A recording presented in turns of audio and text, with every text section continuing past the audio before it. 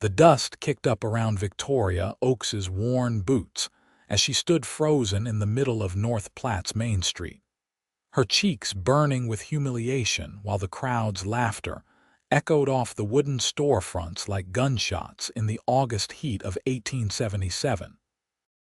She had only been trying to sell her father's handmade leather goods at the Saturday market when Mrs. Beatrice Thornton, the banker's wife, had spotted the patched fabric of her dress and decided to make a public spectacle of what she called the town's charity case. "Look at this poor creature," Mrs. Thornton announced to anyone within earshot, her voice dripping with false sympathy as she gestured at Victoria with a gloved hand. "Trying to sell goods when she cannot even afford decent clothing for herself. How are we to trust the quality of anything touched by such poverty?" Victoria's hands trembled as she clutched the leather satchel. Her father had spent 3 months crafting before the fever took him last winter.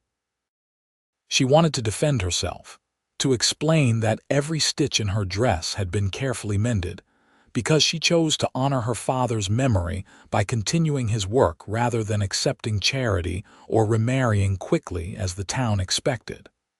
But her throat had closed up, and the words would not come. Perhaps she should consider more suitable employment. Another woman chimed in, and the implication in her tone made Victoria's stomach turn. A girl alone in this world has limited options, after all. The crowd had grown larger now, shopkeepers stepping out of their establishments, ranch hands pausing their Saturday errands, all drawn by the commotion like vultures to carrion.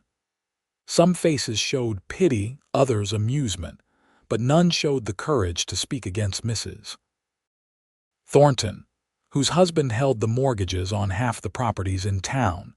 Victoria felt tears threatening to spill, and she hated herself for the weakness.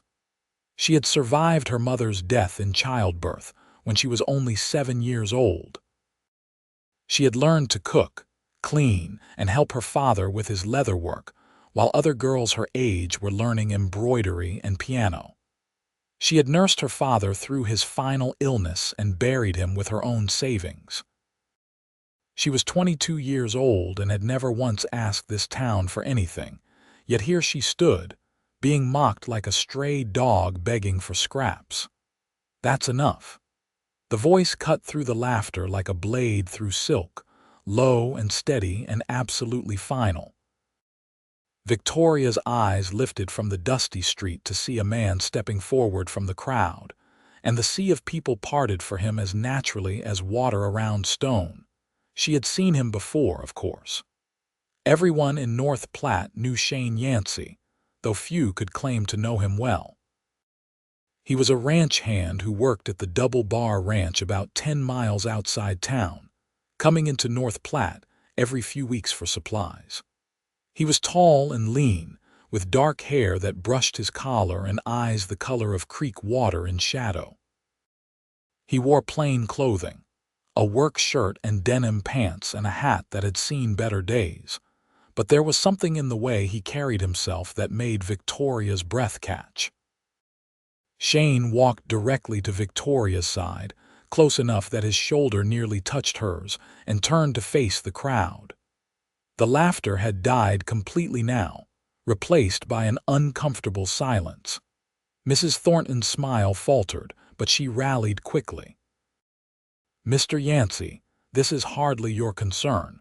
We were simply discussing—" "I heard what you were discussing," Shane interrupted, his tone still calm but with an edge that made several people step back. "Sounded to me like a group of folks with too much time and too little kindness were picking on someone who's done nothing to deserve it. Now see here." Mr. Thornton himself had emerged from his bank, his face reddening. "You are speaking to my wife." "I am speaking to someone who should know better," Shane replied, and there was no give in his voice at all. "Miss Oakes here makes the finest leather goods between Omaha and Denver. My boss bought a saddle from her father 3 years back, and it is still the best piece of equipment on the ranch. She is continuing that tradition, and instead of respecting her skill and determination, you are all standing here tearing her down because it makes you feel bigger." Victoria stared at him, her humiliation now mixed with something else, something warm and unexpected. He knew her name. He knew her father's work, and he was defending her when no one else would. "Her father is dead," Mrs. Thornton said, as if this explained everything. "A young woman alone without prospects or proper guidance has more backbone than most men I have met," Shane finished. "And if that makes the rest of you uncomfortable, maybe you should ask yourselves why." He reached into his pocket and pulled out several coins, holding them out to Victoria. "I need a new belt if you are taking orders. Mine's about worn through." Victoria's hands were still shaking as she took the coins, but she managed to meet his eyes. They were kind, she realized, beneath that hard exterior. "Yes," she said, her voice rough but steady. "I can make you a belt, any particular style." "Whatever you think is best," Shane said, and he said it loud enough for everyone to hear. "I trust your judgment." The crowd had begun to disperse now, the entertainment over, the shame settling in for some. "Mrs. Thornton huffed and turned on her heel, her husband following with a glare at Shane that promised this was not forgotten. But Victoria barely noticed. She was staring at the coins in her palm and then back up at the man beside her. "Thank you," she whispered, and it felt inadequate for what he had just done, but it was all she had. Shane's expression softened slightly. "Do not thank me for telling the truth. Those people ought to be ashamed of themselves. Most men would have just walked on by. Most men are cowards." He adjusted his hat, suddenly seeming less sure of himself. "I should let you get back to your business. I did not mean to cause a scene." "You did not cause anything. You stopped one." Victoria surprised herself by reaching out, her hand briefly touching his arm. "Truly, Mr. Yancey, thank you." Something flickered in his eyes at her touch, but he just nodded. "Shane, please just call me Shane." "Victoria," she offered in return, though he clearly already knew it.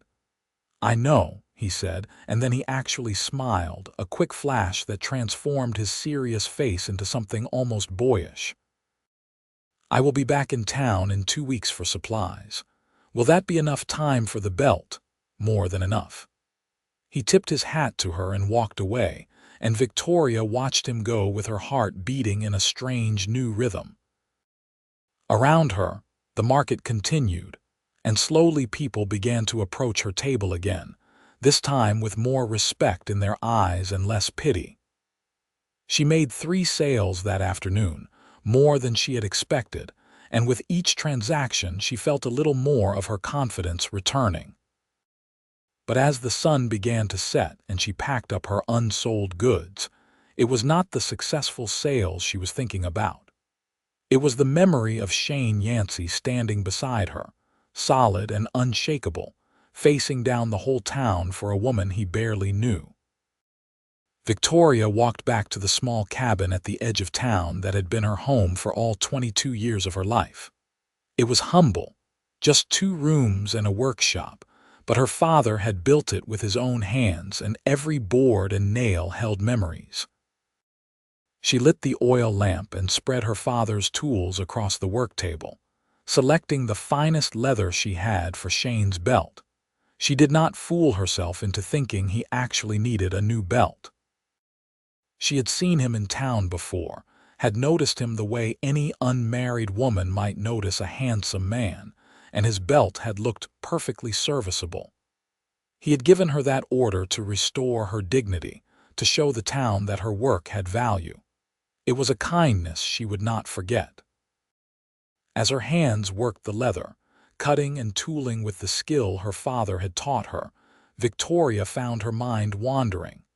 What kind of man stood up for a stranger like that? Shane Yancey had nothing to gain and potentially much to lose. The Thorntons were powerful in North Platte, and their displeasure could make life difficult. Yet he had not hesitated. She worked late into the night, her fingers creating a pattern of running horses along the length of the belt, a design she had seen her father make only once, for a customer who had appreciated true artistry. If Shane Yancey wanted the best she could offer, then that was exactly what she would give him. The next 2 weeks passed in a strange blur.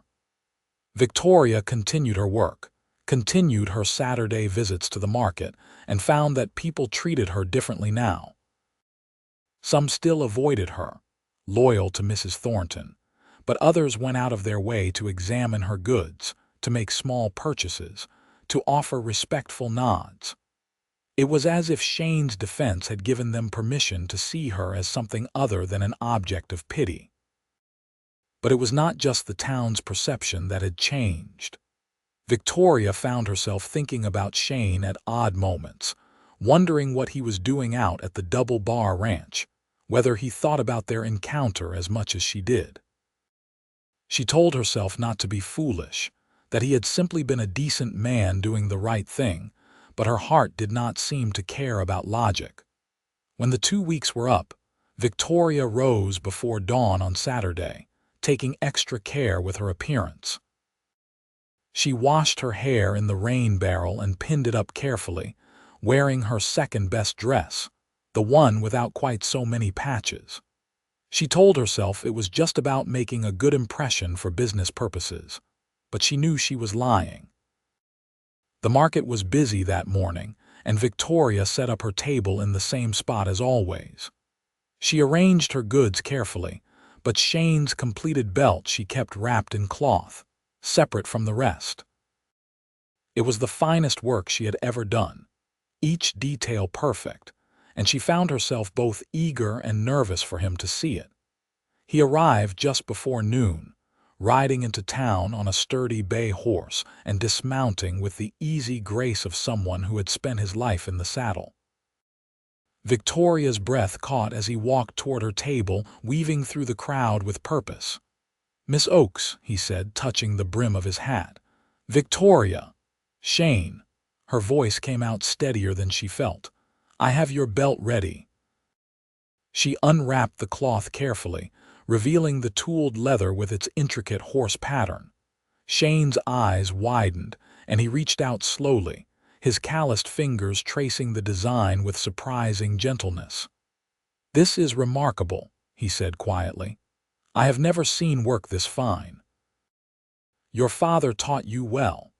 "He taught me everything," Victoria agreed, warmth spreading through her chest at the genuine admiration in Shane's voice. "I hope it suits your needs. It is far more than I expected." He looked up at her, and there was something in his expression that made her pulse quicken. "What do I owe you?"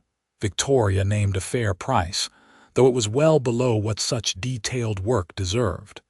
Shane frowned slightly and counted out coins worth nearly double what she had asked. "That is too much," she protested. "It is what the work is worth," he countered. "Do not sell yourself short, Victoria.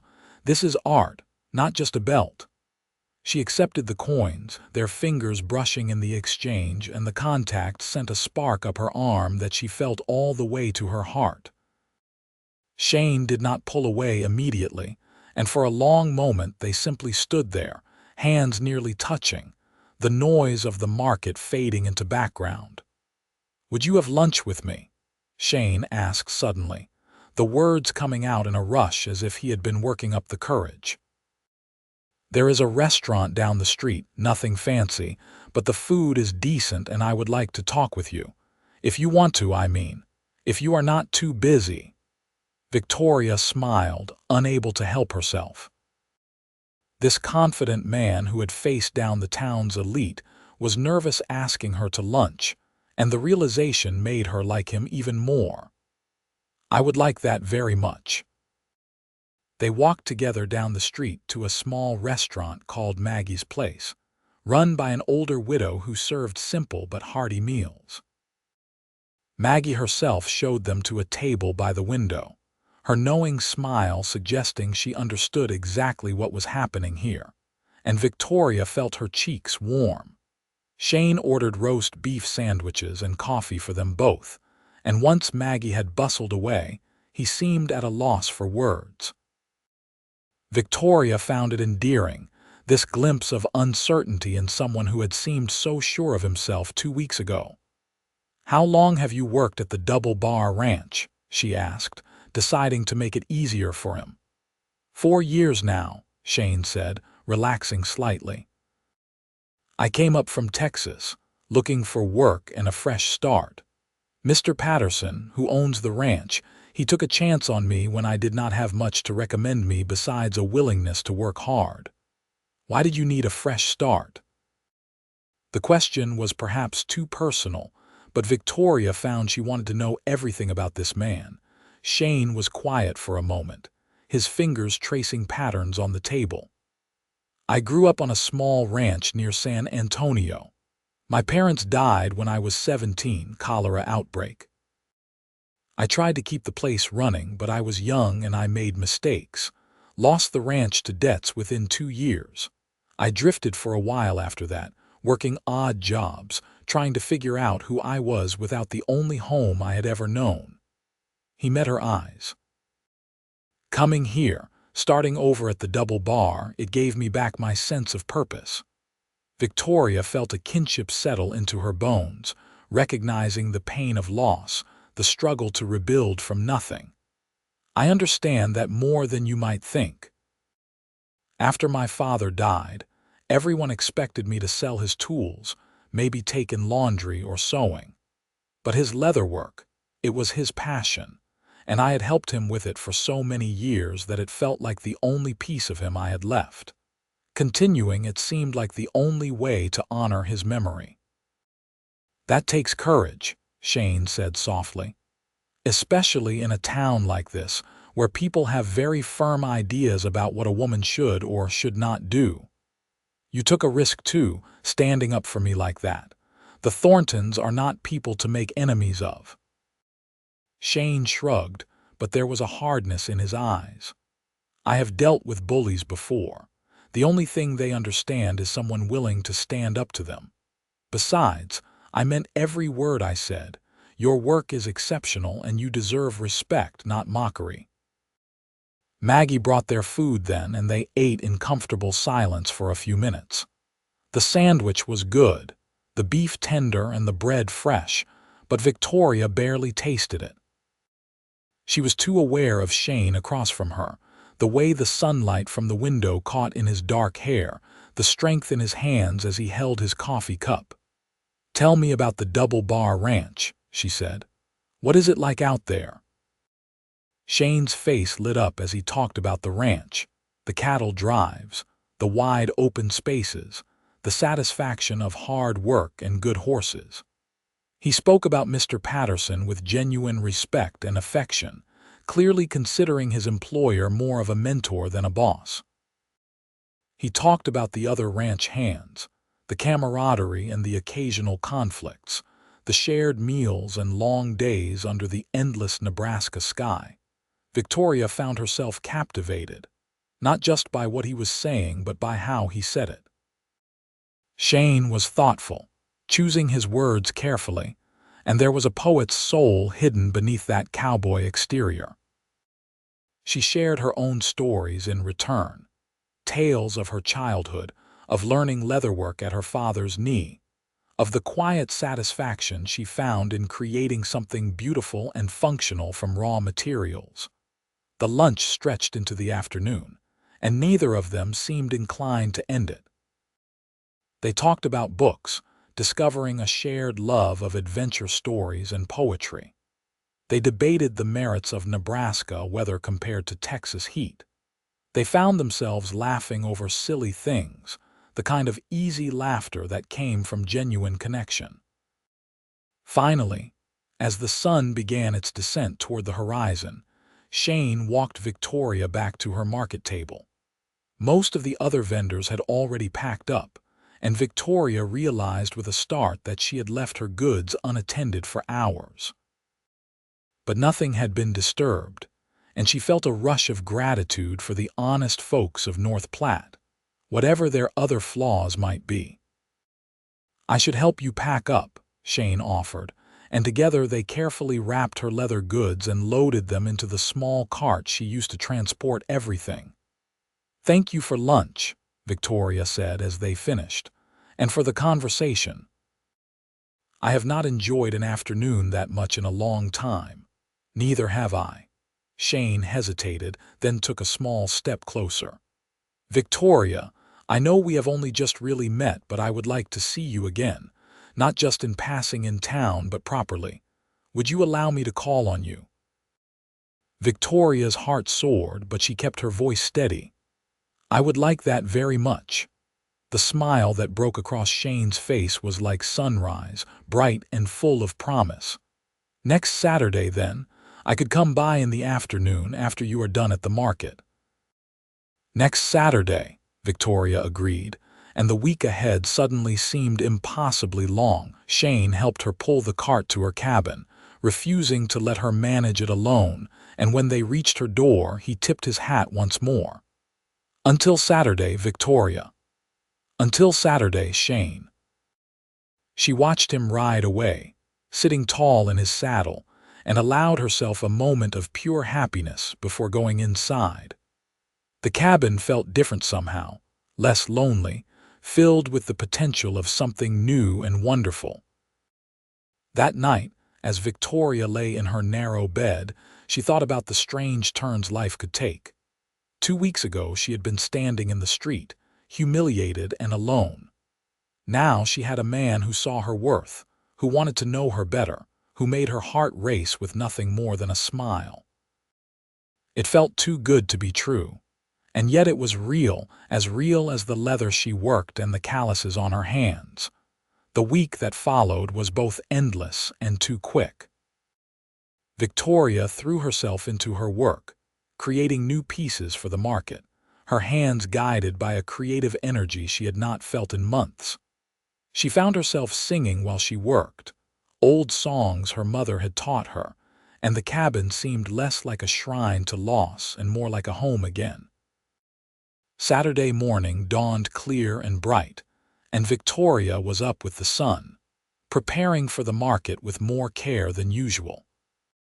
She wore her best dress, a simple blue cotton that her father had bought her 2 years ago, and she arranged her hair in a style she hoped was attractive without being overly fussy.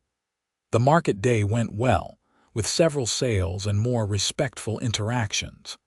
Mrs. Thornton made a point of walking past Victoria's table without looking, her nose in the air, but Victoria found she did not care. That woman's approval meant nothing compared to the anticipation building in her chest as the afternoon approached. Shane arrived at 3 o'clock exactly, riding up to her table just as she was packing away her unsold goods.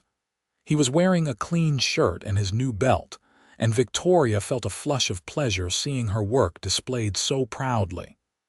"Afternoon," he said, dismounting. "Need help with that?" "I would appreciate it," Victoria said, and they worked together in easy companionship, loading her cart. Shane tied his horse to the back and helped her pull the cart toward her cabin, their conversation flowing naturally. When they reached her home, Victoria suddenly felt nervous. She had not entertained anyone since her father's death, and the cabin was small and humble, but Shane did not seem to judge as she invited him inside. "It is not much," she said, gesturing around the main room with its simple furniture and the adjoining workshop visible through the open door. "It is honest work and honest living," Shane replied, his eyes taking in the space with what looked like respect. "That is more than most people can claim." Victoria put on coffee and brought out the sugar cookies she had baked the night before, her mother's recipe that she only made on special occasions. They sat at her small table, and the conversation picked up where it had left off the week before, as if no time had passed at all. Shane told her more about his life, about the years of drifting after he lost his parents' ranch, about learning to trust again after losing everything. Victoria shared deeper truths about her own grief, about the loneliness of being the only Oaks left in a family line that stretched back generations. "You ever think about leaving North Platte?" Shane asked at one point. "Starting over somewhere new where people do not have preconceived notions about you." Victoria considered this. "Sometimes. But this is my home. My parents are buried here. My father's reputation as a craftsman was built here. Leaving would feel like abandoning everything they worked for." "That is not abandoning anything," Shane said gently. "That is carrying their legacy forward. Your skill would be valued anywhere, Victoria.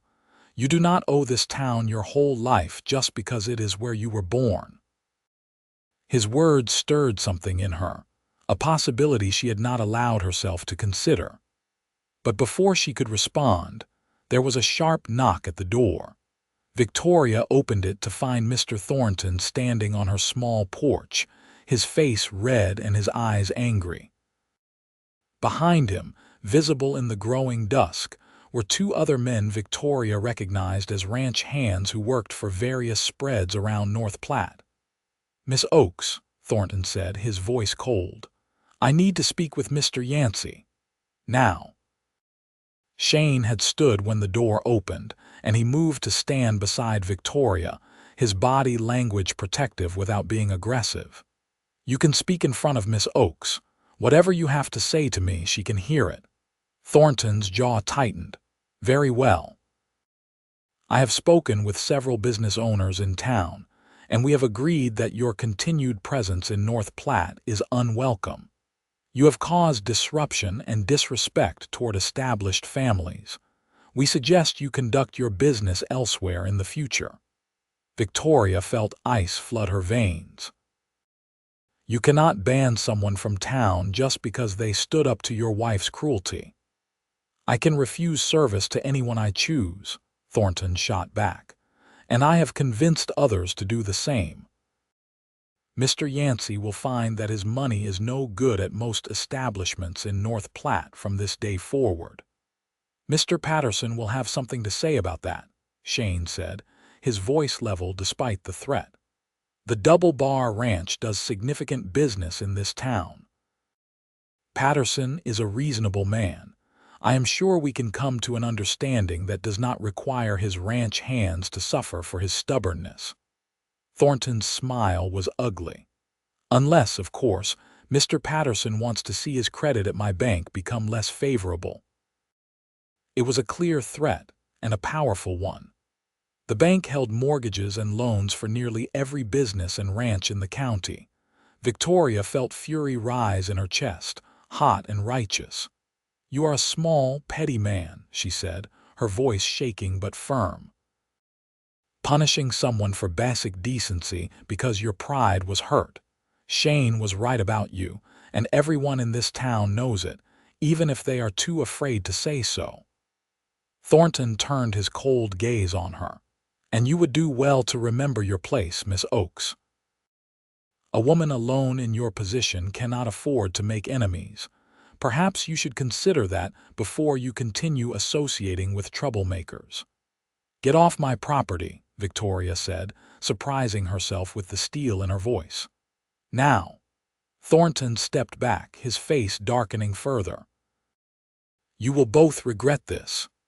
He turned and walked away, his companions following, their boots loud on the hard, packed dirt. Victoria closed the door and leaned against it, her heart pounding. Shane was beside her in an instant, his hand gentle on her shoulder. "Are you all right? Am I all right?" Victoria looked up at him incredulously. "Shane, he is threatening your livelihood because of me. You should not come back here. You should not be seen with me. Stop." Shane's hands moved to cup her face, the gesture so tender that it stole her breath. "Listen to me, Victoria Oaks. That man is a bully and a coward, and I will not give him the satisfaction of controlling my life or yours. If he wants to ban me from town, fine. I will do my shopping in Ogallala or Julesburg. But I will not stop seeing you because some banker with delusions of power thinks he can dictate who I spend time with. But Mr. Patterson, the ranch, Mr. Patterson is not the kind of man who bends to threats. Trust me on that." Shane's thumbs brushed across her cheekbones, and Victoria realized she was crying. "And even if he were, it would not change my mind. You are worth more than convenience, Victoria. You are worth fighting for." The words broke something open inside her, some wall she had built after her father's death. And suddenly, she was truly crying, great gasping sobs that she had held back for months. Shane pulled her into his arms, holding her tight, one hand stroking her hair while she wept into his shirt. "I am so tired of being alone," she whispered against his chest. "I am so tired of being strong all the time." "Then let me be strong for you," Shane murmured. "You do not have to carry everything by yourself anymore." They stood like that for a long time, wrapped in each other's arms while the shadows lengthened outside. When Victoria finally pulled back, embarrassed by her breakdown, Shane just smiled and wiped the remaining tears from her face with his thumbs. "I am sorry," she said. That was not very dignified. "It was human," Shane replied, "and there is no shame in that." He stayed until full dark, sitting with her at the table, holding her hand and talking about nothing and everything. When he finally had to leave, he kissed her forehead, a gentle touch that promised more but demanded nothing. "I will be back next Saturday," he said. "Thornton and his cronies be damned." True to his word, Shane returned the following Saturday and the Saturday after that. Each visit deepened their connection, each conversation revealing new layers to explore. They talked about their dreams, their fears, their hopes for the future. Shane proved to be thoughtful and patient, never pushing for more than Victoria was ready to give, but making his intentions clear. The situation with Thornton did escalate. Shane found himself turned away from several businesses in town, and there were uncomfortable conversations with Mr. Patterson, who was indeed pressured by the bank. But Patterson, as Shane had predicted, was made of sterner stuff than Thornton anticipated. He told the banker in no uncertain terms that his ranch hands were free to associate with whomever they chose, and if Thornton had a problem with that, perhaps Patterson should look into banking options in other towns. The standoff created tension throughout North Platte, with people forced to choose sides. Some remained loyal to Thornton's money and influence. Others, emboldened by Patterson's stance, and perhaps shamed by their own earlier cowardice, began to treat both Shane and Victoria with renewed respect. Victoria found herself at the center of more attention than she had ever wanted, but with Shane's steady presence, she weathered it. Her business actually improved as people curious about the controversy came to examine her work and discovered its quality. She took on custom orders, including a full set of horse tack for Mr. Patterson himself, who made a point of commissioning it publicly at the market. As summer faded into autumn, Shane's visits became the center of Victoria's week, the thing she built her days around. They went on walks together in the cooler evening air, exploring the countryside around North Platte. Shane taught her to ride better, patiently correcting her form and praising her progress. Victoria shared her leatherworking techniques with him, enjoying his genuine interest in her craft. It was on one of these autumn walks, with the cottonwoods turning gold and the prairie grass rippling in the wind, that Shane stopped suddenly and turned to face her. "Victoria, I need to tell you something." His tone was serious, and Victoria felt her stomach clench with worry. "What is it?" "I am in love with you." The words came out plainly, without flourish, but with absolute conviction.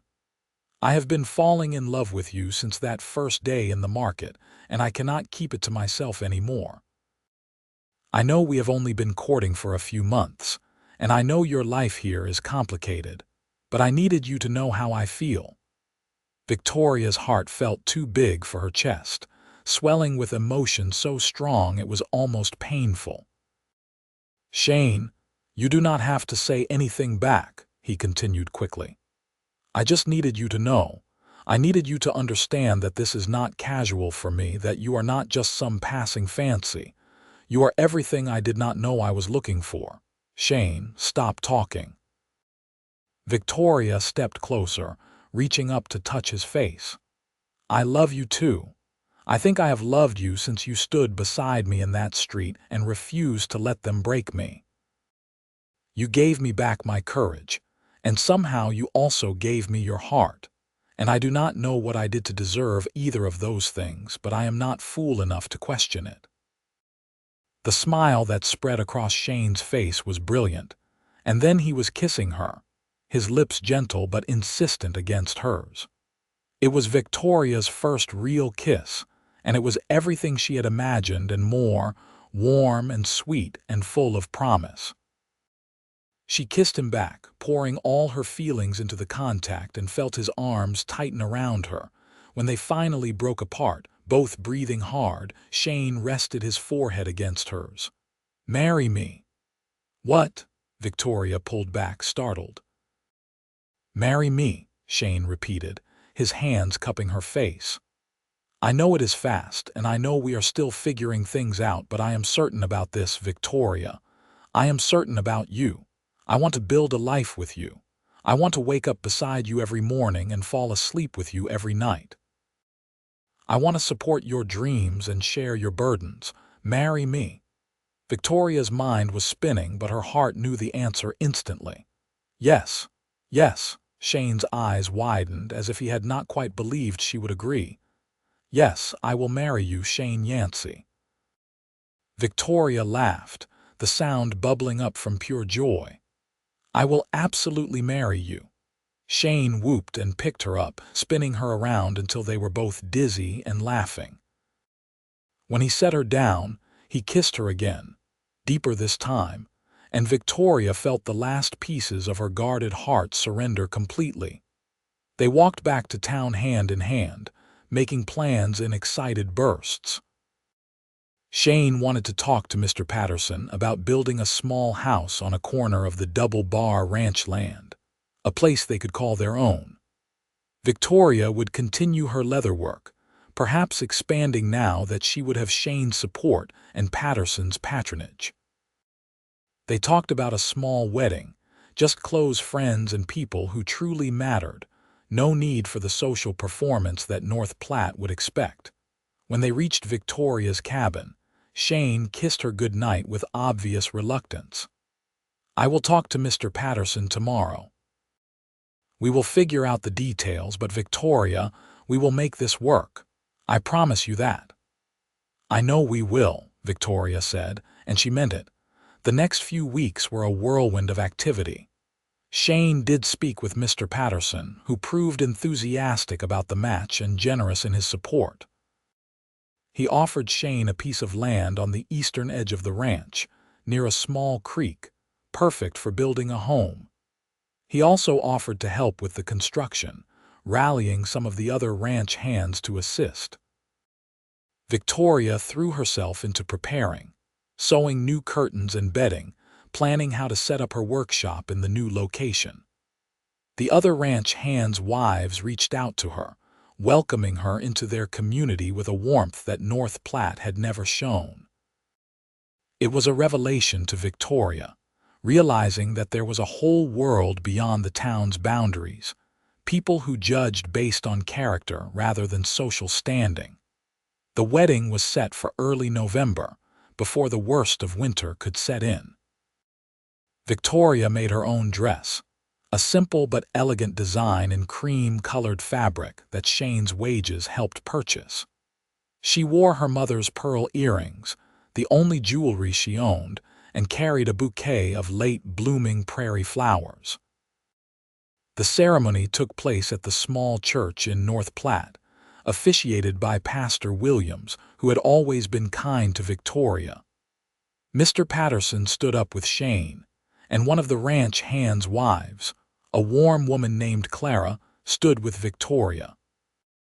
The attendance was small but heartfelt, made up of the Double Bar Ranch community and a handful of townspeople who had proven themselves true friends. Notably absent were the Thorntons and their circle. Victoria did not care. As she stood beside Shane, speaking vows that felt like they came from the deepest part of her soul, she realized that she had everything she needed right here. The man beside her, promising to love and cherish her, was worth more than all the social approval in the world. "I, Shane Yancey, take you, Victoria Oakes, to be my wedded wife," Shane said, his voice steady and his eyes locked on hers. "To have and to hold from this day forward, for better, for worse, for richer, for poorer, in sickness and in health, to love and to cherish, until death do us part." Victoria repeated her own vows, her voice strong and clear, and when Pastor Williams pronounced them husband and wife, Shane kissed her with such tenderness that several people in the small congregation sniffled audibly. The reception was held at the main house of the Double Bar Ranch, a sprawling structure that Mr. Patterson had insisted they use. There was music and dancing, food and laughter, and Victoria found herself surrounded by genuine goodwill for the first time in longer than she could remember. She danced with Shane, with Mr. Patterson, with several of the ranch hands, her face aching from smiling so much. As the sun set and the party began to wind down, Shane took Victoria's hand and led her outside. There, in the ranch yard, was a wagon loaded with their belongings, ready to take them to their new home. The house Shane had built with the help of the other ranch hands was small but sturdy, just 2 rooms and a workshop for Victoria, but it was theirs. Shane had spent every spare moment over the past weeks constructing it, pouring his love into every board and nail. He carried Victoria over the threshold, both of them laughing, and set her down gently in what would be their front room. "Welcome home, Mrs. Yancey," he said softly. "Home," Victoria repeated, and the word had never sounded sweeter. Their wedding night was tender and somewhat awkward, neither of them having much experience, but what they lacked in skill they made up for in love and patience. Shane was gentle, constantly checking that Victoria was comfortable, that she wanted to continue. Victoria found herself marveling at the intimacy of it, the vulnerability and trust required to share this with another person. Afterward, they lay tangled together in the bed Shane had built, talking softly in the darkness. Victoria traced patterns on Shane's chest, feeling his heartbeat steady under her palm. "I never thought I would have this," she admitted. "After my father died, I assumed I would just continue on alone, making leather goods and eventually fading away without anyone noticing." Shane's arm tightened around her. "I notice you. I will always notice you. You are the most remarkable person I have ever met, Victoria Yancey, and I plan to spend the rest of my life making sure you know it." The first months of married life brought adjustments, as all marriages do. Victoria learned to cook for 2 instead of 1, and Shane learned that his new wife needed time alone in her workshop to feel centered. They navigated small disagreements with communication and compromise, building a foundation of respect alongside their love. Victoria's leatherwork thrived in the new environment. With Shane's support and the steady stream of orders from the ranch and beyond, she was able to expand her craft, experimenting with new techniques and more ambitious projects. Shane proved to be an excellent assistant when needed, his strong hands helping with the heavier work while Victoria handled the intricate detailing. Winter came hard that year, with snow piling high and temperatures dropping below 0. But their small house stayed warm, heated by the fire Shane kept constantly fed and the warmth they generated together. On the longest nights, they would sit by the fire, Shane reading aloud while Victoria worked on simpler projects that did not require as much light. It was during one of these evenings in late February that Victoria realized her monthly courses were late. She said nothing at first, not wanting to get Shane's hopes up, but when another week passed and then another, she could no longer deny what her body was telling her. "Shane," she said one night as they prepared for bed, "I think I might be with child." Shane froze, his shirt half unbuttoned, and turned to stare at her. "Truly, I am not certain yet, but all the signs are there." Victoria felt nervous suddenly, unsure of his reaction. They had not discussed children much, beyond vague acknowledgments that they both wanted a family someday. But Shane's face broke into the widest smile she had ever seen, and he crossed the room in 2 strides, pulling her into his arms. "A baby. We are going to have a baby." "Maybe," Victoria cautioned, but she was smiling too. "It is early yet. Many things can happen." "Nothing bad will happen," Shane said with utter conviction. "Everything is going to be perfect." He was attentive before, but he became almost comically overprotective as Victoria's pregnancy progressed. He insisted on doing all the heavy work around the house, barely let her lift anything heavier than a skillet, and monitored what she ate with the dedication of a military commander. Victoria found it both endearing and occasionally frustrating, but she could not truly be angry when it all came from such obvious love. As spring turned to summer, Victoria's belly swelled, and she had to adjust her dresses multiple times to accommodate the growing child. The other ranch wives took her under their wing, offering advice and sharing their own pregnancy stories. Clara, who had 3 children of her own, became a particular friend, teaching Victoria what to expect and helping her prepare. Shane converted a corner of their bedroom into a nursery space, building a beautiful cradle from oak wood and sanding it until it was smooth as glass. Victoria made blankets and tiny gowns, her hands creating something entirely different from her usual work, but no less filled with love. She also continued her leather work, though she scaled back on the more physically demanding projects. She made a special piece for their child, a small leather book cover tooled with animals and trees, waiting for the day when the child would be old enough to appreciate it. In late August, as the summer heat reached its peak, Victoria's labor began. It started slowly, just mild cramps that she initially dismissed, but by evening there was no denying what was happening. Shane rode like fury to fetch Clara and the midwife who served the ranch community, then paced outside the bedroom like a caged animal while the women worked. Labor was long and difficult, stretching through the night and into the next day. Victoria had never experienced pain like this, waves of it that seemed to crack her body in half.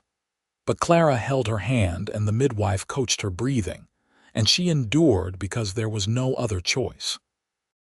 Shane was allowed in briefly during a lull, and the fear in his eyes nearly broke Victoria's heart. "I am fine," she assured him, though sweat drenched her hair and she could barely catch her breath. "This is just how it works." "I hate seeing you in pain," Shane said, kissing her forehead. "If I could take this on myself, I would." "I know you would." Victoria squeezed his hand. "But some things only we women can do. I will be all right, Shane. We will both be all right." She was not entirely sure she believed that, but she needed him to believe it, so she said the words with as much conviction as she could muster. Then another contraction hit, and Shane was ushered back out, and there was nothing but the work of bringing their child into the world. Finally, as the sun began to set on the second day, with Victoria beyond exhausted and ready to give up, the midwife said the words she had been waiting for. "One more push, dear. Just one more and you will meet your baby." Victoria gathered every ounce of strength she had left and pushed, feeling something inside her give way, and suddenly there was relief and the sound of a baby crying. She collapsed back against the pillows, gasping while the midwife worked. "It is a boy," Clara said, her voice warm with joy. "A healthy baby boy, Victoria." The midwife cleaned the infant quickly and wrapped him in one of the blankets Victoria had made, then placed him in her arms. Victoria looked down at the tiny red face, the squashed features and thin dark hair, and felt love like a physical force slam into her chest. "He is perfect," she whispered, tears streaming down her face. "He certainly has strong lungs," the midwife said with a smile. "Let me get your husband." Shane burst into the room moments later, his eyes wild until they found Victoria and the bundle in her arms. He approached slowly, as if afraid he might break something, and Victoria shifted slightly to give him a better view. "Say hello to your son," she said softly. Shane reached out with one trembling finger and touched the baby's tiny hand. Immediately, impossibly, those little fingers curled around Shane's much larger one, gripping with surprising strength. The expression on Shane's face was one of pure wonder. "He is so small," Shane breathed. "How is he so small?" "He will grow," Victoria said, exhausted but happier than she had ever been. "Would you like to hold him?" Shane looked terrified at the prospect, but he nodded, and with Clara's guidance, he took the baby into his arms. He was awkward at first, holding the infant too stiffly, but gradually he relaxed, and the baby settled against his chest. "What should we name him?" Shane asked, unable to look away from his son's face. They had discussed names, of course, but suddenly none of them seemed right. Victoria studied her husband and child the way they already seemed to belong together and said, "Samuel, for my father, Samuel Yancey." Shane looked up, his eyes bright with unshed tears. "Samuel, Sam, I like that. Hello, Sam. Welcome to the world." Baby Samuel, called Sam from that first day, proved to be a relatively easy child, sleeping in good stretches and nursing well. Victoria healed from the birth slowly but surely, grateful for Clara's help and Shane's constant support. Shane took to fatherhood with the same dedication he brought to everything, changing diapers without complaint and walking Sam through the house at all hours when the baby was fussy. As fall arrived and Sam grew from a tiny newborn to a plump, alert infant, their small house felt complete in a way it never had before. Victoria returned to her leatherwork gradually, setting up a cradle in her workshop so she could keep Sam close while she worked. Shane built additions onto the house, expanding it to include a proper nursery and more living space. One October afternoon, nearly a year after their wedding, Victoria was in her workshop with Sam sleeping in his cradle when she heard a horse approach. Looking out the window, she was surprised to see Mr. Patterson riding up, but even more surprised by his expression. He looked angry, which was unusual for the generally jovial ranch owner. Shane came out of the barn where he had been working, and the two men spoke briefly before both heading toward the house. Victoria met them at the door, Sam now awake and in her arms. "Victoria," Mr. Patterson said, tipping his hat. "I apologize for the intrusion, but I have news from town that you both should hear." They invited him inside, and Victoria put on coffee while Mr. Patterson settled at their table. Shane sat across from him, tense with concern. "The bank failed," Mr. Patterson said bluntly. Thornton was running some kind of scheme, taking deposits and investing them in railroad stocks that did not exist. Federal marshals came through this morning and arrested him. The whole thing collapsed overnight. Victoria nearly dropped the coffee pot. "What?" "Most of the depositors will lose their money," Mr. Patterson continued grimly. "Myself included, though I am fortunate enough that it will not ruin me. But many others in North Platte were not so lucky. Families have lost everything." Shane's jaw tightened. "And his wife?" "The people who supported him," Mrs. Thornton is devastated, from what I hear. She claims she knew nothing about her husband's dealings, and that may be true. She has become a pariah overnight, all those people who courted her favor now treating her the way she treated others. Patterson accepted the coffee Victoria offered with a nod of thanks. The town is in chaos. People are angry, scared, looking for someone to blame. They brought this on themselves, Shane said, though there was no satisfaction in his voice. They put their faith in money and influence instead of character. That they did. Patterson took a sip of coffee. But here is the thing. Several people have come to me asking if you might consider coming back to town, Victoria. With the bank gone, they need credit for basic supplies, and they remember that you always dealt fairly. They are hoping you might extend terms for leather goods, or perhaps help organize some kind of cooperative trading system until a new bank can be established. Victoria stared at him, astonished. They want my help. After everything, people have short memories when they are desperate, Patterson said. But I also think some of them have learned a genuine lesson about the value of decency over dollars. They are ashamed of how they treated you and Shane, and this is their way of trying to make amends. Victoria looked at Shane, who shrugged. It is your decision. I will support whatever you choose. She thought about it, bouncing Sam gently as he made happy baby sounds. Part of her wanted to refuse, to let North Platte suffer the consequences of their choices. But another part, the part that her father had raised to value community and compassion, could not ignore people in genuine need. I will help, she said finally. Not because they deserve it, but because it is the right thing to do. But I will not move back to town, and I will not pretend that what happened did not matter. They can come here for business on my terms. Patterson smiled. Fair enough. I will spread the word. Over the following months, Victoria found herself busier than ever. People from North Platte made the journey out to the ranch, initially shamefaced and awkward, seeking her skills and her willingness to trade. She established a system of barter and credit, keeping careful records and dealing fairly with everyone, regardless of how they had treated her in the past. Some people, like Mrs. Thornton, she never saw. The woman had left North Platte in disgrace, gone to live with relatives back east. Victoria found she felt no triumph in this, only a vague sadness for the waste of it all. Others came with genuine apologies, acknowledging their cowardice and cruelty. Victoria accepted these apologies with grace, though she made it clear that forgiveness was a process, not an immediate gift.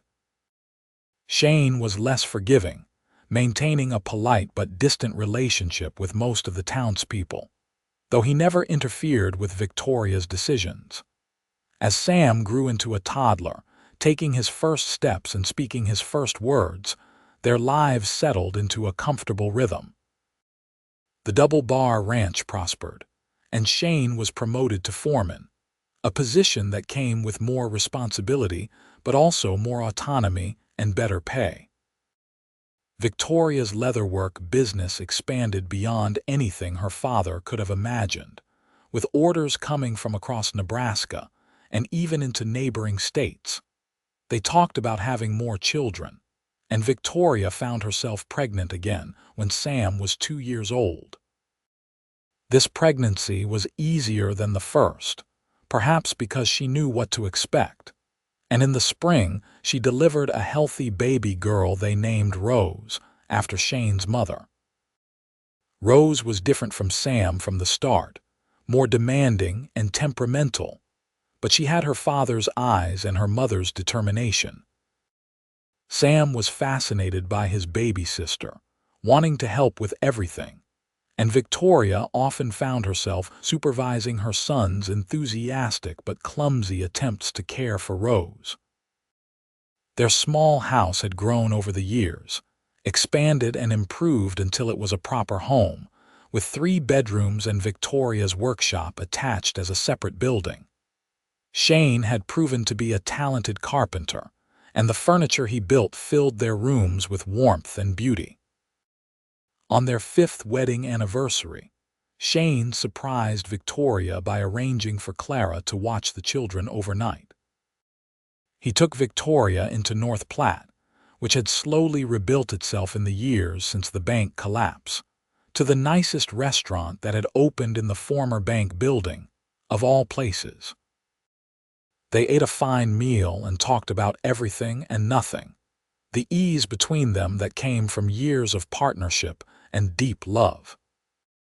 Afterward, Shane walked Victoria through the town, pointing out changes she had not noticed, and eventually they found themselves on the street where they had first truly met. "You remember standing here?" Shane asked, stopping in the exact spot where Victoria had been mocked all those years ago. "How could I forget?" Victoria leaned against him, his arm around her shoulders.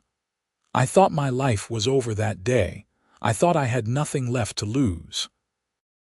"I saw you standing here," Shane said quietly, "and I saw the most courageous person I had ever met, refusing to break even when the whole world seemed against you. That was the moment I started falling in love with you, Victoria, not because you needed rescue, but because you did not. You were saving yourself. I just wanted to stand beside you while you did it." Victoria turned to face him, reaching up to touch his face, seeing the lines that years and weather had added, the gray starting to appear at his temples. They were both older now, shaped by time and experience, but the connection between them had only deepened. "You gave me more than you know that day," she said. "You gave me back my voice. You showed me that I did not have to accept cruelty just because people had more money or status. You taught me that I was worth fighting for." "You taught me what home means," Shane replied. "Not a place, but a person. You are my home, Victoria. You and Sam and Rose and whatever other children we are blessed with. As long as I have you, I have everything." They kissed there in the street, not caring who might see. Two people who had built something real and lasting from a moment of courage and compassion. The town moved around them, people going about their evening business, but Victoria and Shane were in their own world, lost in each other and the love they had created. The years continued to pass, bringing their share of joys and sorrows. Victoria suffered a miscarriage between Rose and their 3rd child, a loss that devastated them both but ultimately brought them closer together. They learned to grieve openly with each other, to share pain as readily as joy. When Victoria did become pregnant again, both of them were cautiously hopeful. And when she delivered another healthy boy they named Daniel, they felt blessed beyond measure. 3 children seemed to complete their family perfectly, the house constantly filled with noise and laughter, and the beautiful chaos of young lives. Sam grew into a thoughtful boy who loved books and learning, often helping his mother with the more intricate leatherwork. Rose was wild and fearless, preferring to be outside with the horses and cattle, clearly her father's daughter. Daniel was still a baby, but he showed signs of being the peacemaker, the one who would mediate between his older siblings. Shane continued to work at the Double Bar Ranch, eventually becoming a partner when Mr. Patterson decided to semi-retire. It was a testament to how far Shane had come from that drifting cowboy who had arrived in Nebraska with nothing but determination and a willingness to work hard. Victoria's reputation as a leather worker had spread far and wide. She had apprentices now, young people from the ranch and surrounding areas who wanted to learn the craft. She taught them with the same patience her father had shown her, passing on not just skills but the philosophy behind the work. That creating something with your hands was a form of honesty, that quality mattered more than quantity, that work could be both functional and beautiful. On a warm summer evening when Sam was 8, Rose was 6, And Daniel was too. The family gathered for dinner in their expanded home. The table Shane had built years ago had been replaced with a larger one to accommodate their growing family. And Victoria had made a new tablecloth, embroidered with flowers by lamplight during the previous winter. "I have an announcement," Shane said as they finished eating, and something in his tone made everyone look up. "Mr. Patterson and I have been talking, and we have decided to expand the ranch. We are buying the adjoining property to the south, which means more land, more cattle, and more opportunity." "That is wonderful," Victoria said, genuinely pleased. "You have worked so hard for this, Shane." "We have worked hard," Shane corrected. "This is not just my success, Victoria. Your business helped us save the money for the down payment. Your reputation helped convince the sellers that we were good people to deal with. Everything we have, we built together." Victoria felt tears prick her eyes, moved by his acknowledgement. It was true that her leatherwork had become quite profitable, but she knew that many men would have taken credit for household success, regardless of their wife's contributions. "Are we going to have more horses?" Rose asked, always focused on the practical aspects. "Lots more horses," Shane confirmed with a grin. "Which means someone is going to have to help take care of them." Rose's face lit up like sunrise, and even Sam looked intrigued, though his interests usually ran more toward books than livestock. As Victoria cleaned up after dinner, with Shane helping to wash dishes while the children played outside in the last light of day, she found herself reflecting on the journey that had brought them here. From that moment of humiliation in the street to this life of love and purpose, the path had not always been easy, but it had been worth every difficult step. "What are you thinking about?" Shane asked, drying a plate and putting it away. "Just about how strange life is," Victoria said. "How one moment can change everything. If Mrs. Thornton had not decided to mock me that day, if you had not been in town at that exact moment, if you had not had the courage to speak up, where would we be?" "I would like to think we would have found our way to each other eventually," Shane said. "Some things are just meant to be. Maybe." Victoria leaned against him, comfortable in the way only long married couples could be. "But I am grateful it happened the way it did. I am grateful for every moment that led us here." They stood together at the sink, watching through the window as their children played, and Victoria felt a contentment so deep it was almost painful. This was happiness, real and earned and precious. This was the life her parents would have wanted for her, the life she had once thought impossible. The ranch expansion proved successful, and over the next few years, Shane and Mr. Patterson built a prosperous operation that employed dozens of people and supplied beef to markets across the region. Victoria's workshop had grown as well, now occupying a separate building with multiple workstations for her apprentices. She had become known not just as a leather worker, but as a teacher, someone who invested in the next generation of craftspeople. North Platte continued to evolve, the shame of the bank scandal fading as new businesses opened and new families arrived. Victoria maintained her policy of doing business on her own terms, never moving back into town, but always willing to help those who approached her with respect. Some of the people who had mocked her became clients, then acquaintances, and eventually something like friends, though the old wounds never completely healed. Mrs. Thornton never returned to North Platte, but Victoria heard through various channels that the woman had found a quieter life back east, chastened by her fall from grace. Victoria held no grudge, but she also felt no need to reach out. Some chapters of life were meant to close completely. As their 10th wedding anniversary approached, Shane planned another surprise for Victoria. He had been working with a carpenter in Omaha, commissioning a special piece of furniture. When it arrived, carefully packed in a wagon. Victoria watched with curiosity as Shane and several ranch hands unloaded a beautiful oak chest, intricately carved with scenes of the prairie. "What is this?"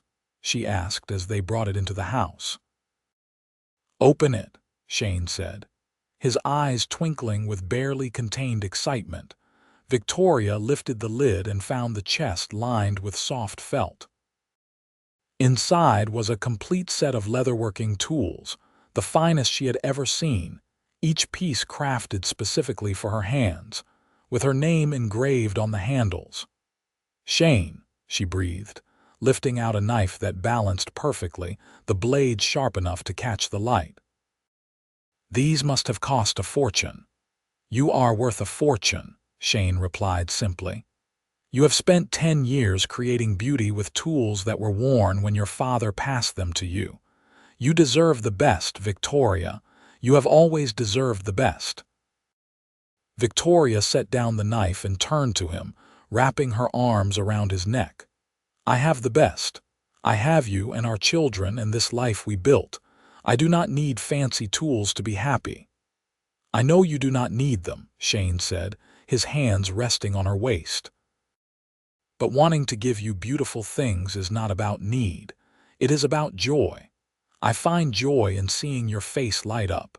I find joy in supporting your work. Let me have that joy, Victoria." She kissed him then, pouring 10 years of love and gratitude into the contact. They had grown together, learned together, built a partnership that was equal parts passion and practicality. They still disagreed sometimes, still had to navigate the challenges that all marriages faced, but their foundation was solid, built on that first moment when Shane had chosen to stand beside her when no one else would. Their children grew, each developing distinct personalities and interests. Sam became fascinated with law and justice, talking about perhaps going to law school someday. A dream that both Victoria and Shane encouraged even though it meant he would leave the ranch. Rose was already working with the horses in a serious way, showing an intuitive understanding of the animals that impressed even the most experienced ranch hands. Daniel, as he got older, proved to be mechanically minded, taking apart and reassembling anything he could get his hands on. Victoria found joy in watching them become themselves, in supporting their dreams even when those dreams looked different from the life she and Shane had built. Shane was less comfortable with the idea of the children leaving, particularly Sam, but Victoria gently reminded him that the greatest gift they could give their children was roots strong enough to let them fly. As Victoria entered her mid-30s, she took on a project that combined her skills with her desire to give back to the community. She began teaching leatherwork to young women who found themselves in difficult circumstances, unwed mothers or widows or girls from impoverished families. She charged nothing for these lessons, instead offering them as a path to self-sufficiency, just as her father's teaching had been for her. The program grew, and eventually Victoria was working with a church in North Platte to establish a formal school for practical skills. It was not just leatherwork now but also sewing, cooking, basic accounting, all the tools a woman might need to support herself in the world. Victoria became known as a benefactor and advocate, using her voice and resources to create opportunities for women who society had written off. Shane supported this work wholeheartedly, often accompanying Victoria to meetings with town officials or potential donors, his presence lending credibility in a world that still valued a man's endorsement. But he was always careful to make clear that this was Victoria's project, her vision, and he was simply there to help however he could. On their 15th anniversary, with Sam preparing to leave for law school in Omaha, Rose training as a serious ranch hand, and Daniel showing promise as an inventor, Victoria and Shane took a rare evening to themselves. They rode out to their favorite spot by the creek where Shane had first proposed and watched the sun set over the prairie. "You ever regret it?" Victoria asked, leaning against Shane's shoulder.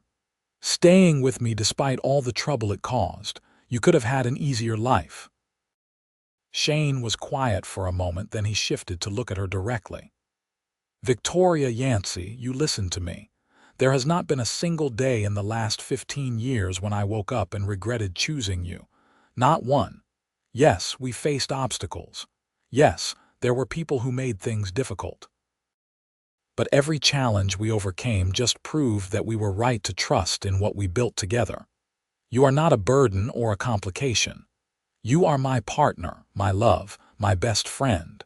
Choosing you was the easiest decision I ever made. Living without you would be the true hardship." Victoria felt tears slide down her cheeks, the good kind, the kind that came from overwhelming love. "I love you so much. Sometimes I still cannot believe this is my life, that I get to wake up beside you every morning, that we created these amazing children together. That we built something real and lasting from that terrible moment in the street." "That moment was not terrible," Shane said, wiping her tears with his thumb. "That moment was fate. That moment was the universe putting us in the right place at the right time. Everything that has happened since, all the joy and love and family, it all started because I saw a woman who refused to be broken, and I thought to myself, that is the person I want to spend my life with." They made love there by the creek, in the grass under the stars, with the freedom of people who had been together long enough to know each other's bodies as well as their own. It was comfortable and passionate at once, a perfect balance of familiarity and desire. Afterward, lying tangled together with Shane's jacket spread beneath them, Victoria said, "We should probably head back. The children will wonder where we are." "The children are fine," Shane said lazily, his hand tracing patterns on her bare shoulder. "Sam is old enough to manage for one evening, and the other two will be too busy arguing to notice we are gone. Let me have you to myself a little longer." So they stayed, talking and laughing and simply being together, two people who had found in each other exactly what they needed. The prairie stretched around them, vast and beautiful, full of possibility, just like their future. As the years continued to unfold, the Yancey family became a fixture of the North Platte community, respected for their integrity and generosity. Sam did go to law school and eventually returned to set up a practice in North Platte, using his skills to advocate for people who could not afford expensive lawyers. Rose became a renowned horse trainer, her reputation spreading across the state. Daniel's mechanical innovations led to several patents and eventually a small manufacturing business. Shane and Victoria watched their children's successes with pride, but they also made sure their own relationship remained central. They took trips together, just the two of them, exploring parts of Nebraska they had never seen. They continued to work side by side, Shane managing the ranch and Victoria running her school and leatherwork business. They fought occasionally, as all couples do, but they had learned long ago how to argue fairly and forgive quickly. On their 25th anniversary, their children threw them a party at the ranch, inviting what seemed like half the county.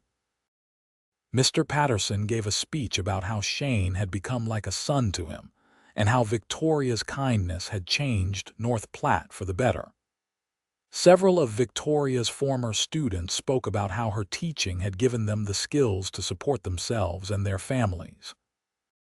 Sam talked about his parents' example teaching him about justice and courage. Rose shared stories of her father's patience and her mother's strength.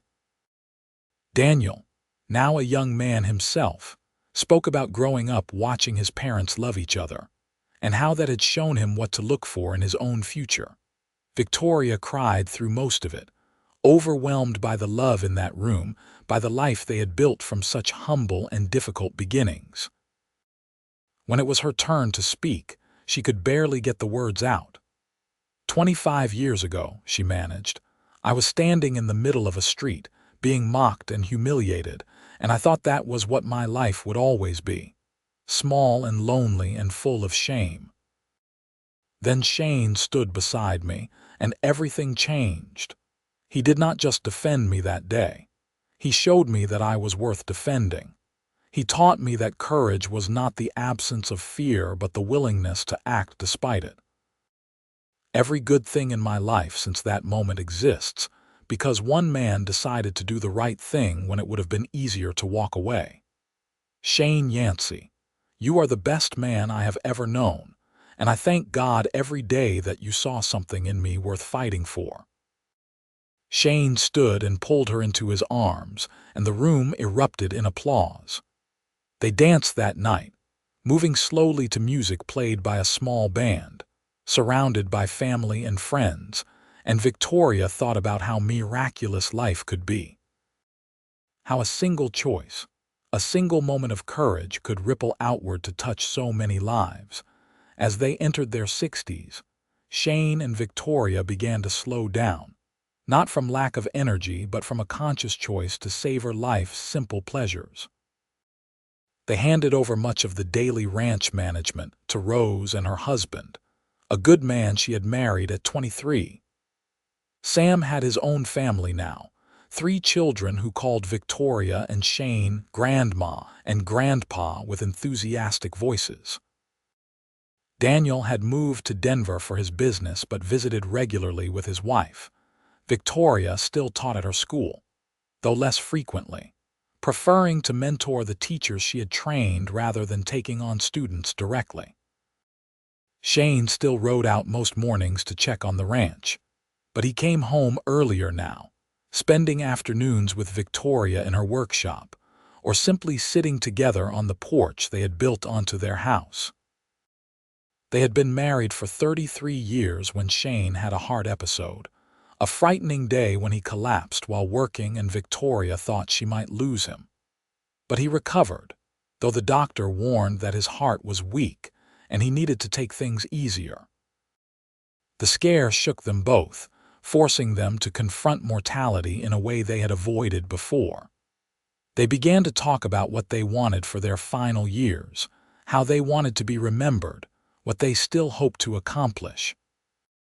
I want to write down your father's techniques, Shane said one evening as they sat together. The special methods he taught you, the ones you have passed on to your students. I want to create a book so that knowledge is never lost. Victoria was touched by this idea. You would do that. I would be honored to do that, Shane said. Your father's legacy, your legacy, it should be preserved. Let me help you do that. So they began the project, Victoria demonstrating and explaining while Shane took meticulous notes and made detailed drawings. It became their shared work over the next 2 years, a labor of love that resulted in a comprehensive guide to leather working that was eventually published and used in trade schools across the region. On their 40th anniversary, they celebrated quietly, just the 2 of them at home. Too many of their contemporaries gone now to want a large party. They looked at old photographs, talked about their favorite memories, and simply enjoyed being together. 40 years, Shane said, shaking his head in wonder. It seems like yesterday and a lifetime ago all at once. Best 40 years of my life, Victoria said. She was 62 now, her hair silver and her hands marked by age and work, but she was still beautiful to Shane, still the woman he had fallen in love with in a dusty street all those years ago. Mine too, Shane agreed. Every single day with you has been a gift, Victoria. Even the hard days, because we faced them together. They made love that night, slowly and gently, bodies that knew each other intimately despite the changes time had wrought. It was different from their younger passion, but no less meaningful. perhaps even more so because they understood how precious each moment together was. Shane's health continued to decline gradually over the next few years, his heart growing weaker despite medication and rest. He remained cheerful, though, refusing to let illness define his final years. He spent time with his grandchildren, teaching them about horses and ranching and life. He sat with Victoria in her workshop, content to watch her work even when his own hands could no longer manage the tools. Victoria treasured every day, knowing their time was limited, trying to imprint every detail of Shane's presence into her memory. The way he still reached for her hand automatically whenever they sat together. His laugh, which had grown more frequent as he aged, as if he found increasing joy in simple things. The way he looked at her, even after more than 4 decades, with love so apparent it took her breath away. On a crisp autumn morning, just a few months past their 43rd anniversary, Shane did not wake up. He passed peacefully in his sleep, Victoria beside him as she had been for so many years. The doctor said it was his heart, simply worn out after a long life, and there was mercy in the fact that he had not suffered. Victoria's grief was profound but not bitter. She had been blessed with 43 years of love and partnership, and she would not dishonor Shane's memory by raging against the natural end of life. She mourned with her children and grandchildren, let the community support her, and slowly learned to navigate the world without her other half. She did not remarry, though there were a few tentative offers. Shane had been her one great love, and she had no interest in trying to replace him. Instead, she poured herself into the leatherwork school, into her grandchildren, into preserving the legacy she and Shane had built together. She lived another 12 years after Shane's death, productive years filled with purpose if not quite the same joy. She saw her grandchildren grow up, saw Sam become a judge, saw Rose's horse training program gain national recognition, saw Daniel's inventions improve farming equipment across the West. On what would have been their 55th anniversary, Victoria sat on the porch of the house Shane had built and expanded over their years together. Her great-grandchildren were playing in the yard, their laughter echoing across the ranch. Sam's granddaughter, a serious girl of 14, sat beside her, learning to tool leather under Victoria's patient instruction. "Grandma Victoria," the girl asked, "is it true that you and Grandpa Shane met when someone was being mean to you?" Victoria smiled, the memory still clear despite the passage of decades. "It is true. I was in town selling leather goods, and some unkind people decided to mock me because I was poor and alone. Your great-grandfather saw what was happening, and he stood beside me. He faced down the whole town to defend me, even though he barely knew me." "That is so romantic," the girl sighed. "It was," Victoria agreed, "but it was more than that too. It was the moment when I learned that I was not alone, that there were good people in the world willing to fight for what was right. Your great-grandfather taught me that courage and kindness were the most important qualities a person could have. He lived that truth every day of his life." "I wish I had known him better," the girl said wistfully. "I was only little when he died." "He would have loved teaching you," Victoria said, her heart aching with familiar grief but also with gratitude for the time they had shared. "He had such patience with young people. He believed everyone deserved a chance to find their path, to discover what they were meant to do." They worked in comfortable silence for a while, the girl's hands growing more confident with the tools. Victoria watched her progress and thought about the chain of teaching that stretched back to her father, through her to her students, and now to this great-grandchild who carried both her blood and her skills forward into the future. As the sun began to set, painting the prairie in shades of gold and amber, Victoria felt a sense of completion. Her life had been full, marked by love and loss, triumph and hardship, but always guided by the principles Shane had reinforced in her: integrity, courage, compassion, and the belief that one person standing up for what was right could change everything. Victoria passed away peacefully in her sleep at 75, surrounded by family and the evidence of a life well lived. Her funeral was attended by hundreds of people, from ranch hands to judges, from former students to business owners, all touched by her generosity and strength. They buried her beside Shane in the small cemetery on the ranch property, under a cottonwood tree they had planted together decades before. The headstone was simple, listing their names and dates, but also bearing a phrase that Sam had suggested. They stood together. It was the perfect epitaph for a love story that had begun with a cowboy standing beside a mocked woman in a dusty street, and had grown into a legacy of courage and compassion that touched countless lives. Shane and Victoria Yancey had built something remarkable from that single moment of choice, proving that true love was not just about grand gestures, but about showing up, standing firm, and choosing each other every single day. Their descendants continued the ranching tradition and the leatherwork school, passing down not just skills but values, not just property but principles. And in North Platte, Nebraska, the story of the cowboy who stood up to a crowd for a woman he barely knew became legend, a reminder that sometimes the most important thing a person can do is simply stand beside someone who needs an ally, and trust that courage and love will do the rest.